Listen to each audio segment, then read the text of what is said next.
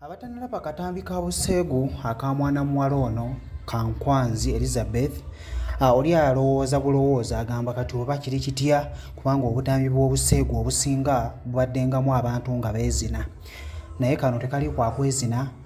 wabula mwana muwala yabadde ayolesa kigambo ky'alina bw'abanga yeye naye ye nga ye yeegaana alaga nti R oba AL omukutu ogwajja ogwakajja gwe bakozesa ne babeera nga bakola ki ng'ebintu babikola bwe batyo naye era n'alaga nti though bayinza okubeera nga bakola ki ng'ate bajja muyisaawo buyisa kuba oli asobola okutta erinnya lyo ate nga gw'olaba alitunda butunzi so osanga munnaaye y'anaayitamu nga copyright agifunidde awo ate oba okiraba munnange kuba omuntu asobola okukwogerako obubi ate n'oyitira awo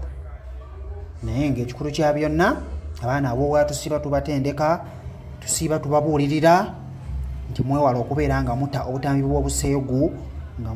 mubuwa abasajja essaawa eno ondaba ndi bwenti naye gye bujja mu maaso eyo sijja kubeera bwenti